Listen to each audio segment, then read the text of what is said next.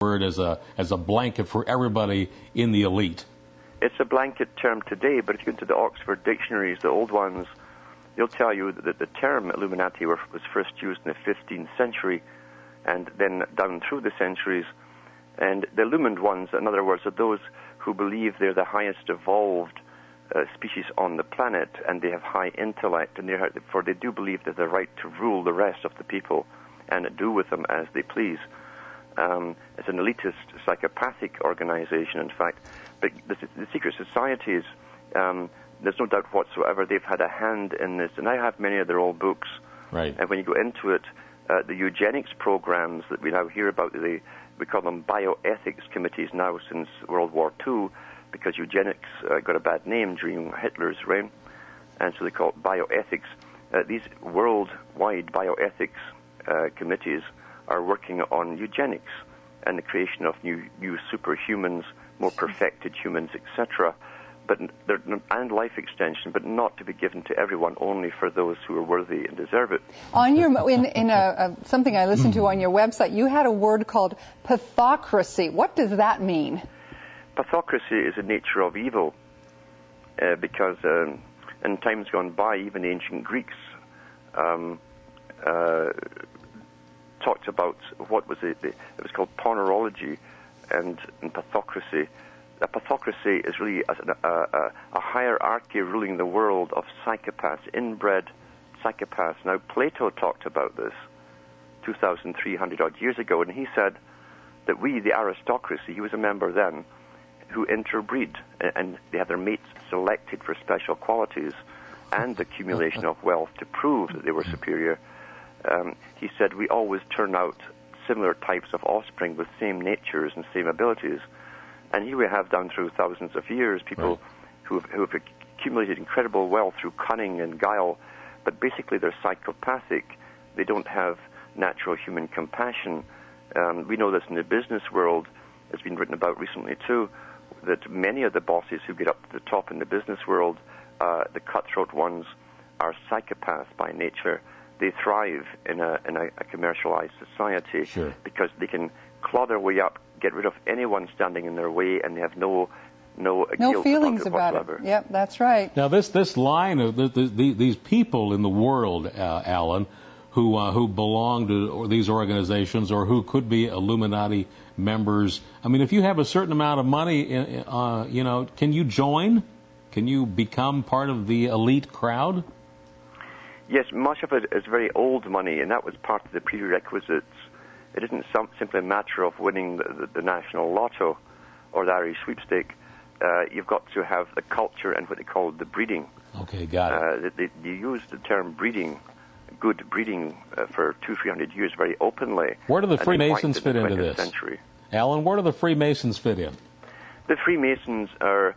they seem very innocuous when you first look at what they're about, until you go into their higher workings, their higher sources, and they themselves are Illuminati, all members who are born again in the ritual of being born again are members technically of the Illuminati. But then so are professors and people inside universities, because you're part of the alumni, the illumined ones. Right. The name came out and became very popular with conspiracy buffs over Adam Weishaupt. Now, he was only in charge of one branch of Freemasonry, and he took the heat for an agenda that really was throughout all of Masonry, and it's still on today, to perfect man himself. They're left to perfect that which the builders left imperfect. That's man himself, to rebuild him. Okay, Alan, we're going to have to take a commercial break. When we come back, I want to talk. There's so much going on in Tibet right now. The oppression by the Chinese of the Tibetan, and there's even talk of the Dalai Lama bowing out because of this. But this has much deeper roots than just these episodes that are going on right now. We'll be right back with Alan Watt.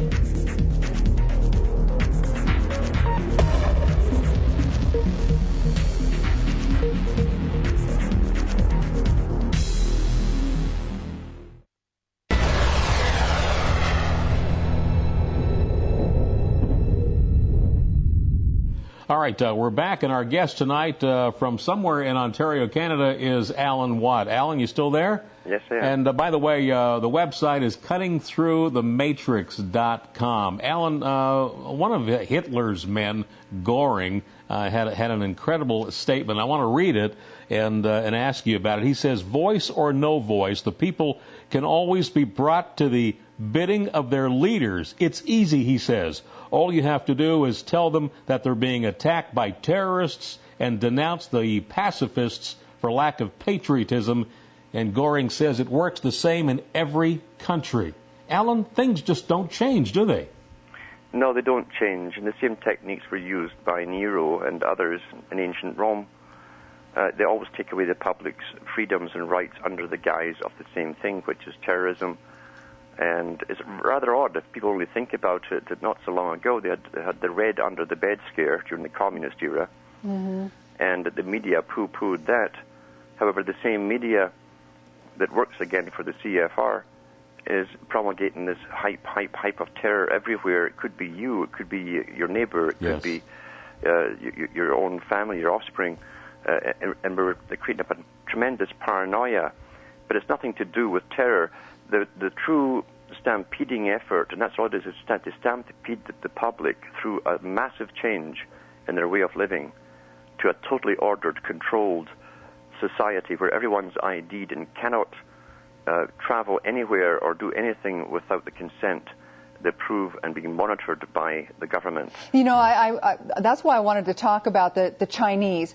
We've done all this trade with them. We are so beholden to them. We owe them probably our firstborn male children, all of us, and yet they have terrible human rights abuses. They are attacking the Tibetans right now, and they have the same thing. Everything is ordered, controlled. Are we just, is this a demonstration to show us what we're going to be having here? You're right, because the United Nations has stated on more than one occasion, it was also reiterated by Charles Galton Darwin, the grandson of Charles Darwin. He said, this is in the 1950s, he said this, China will be set up as the model state for the world to follow.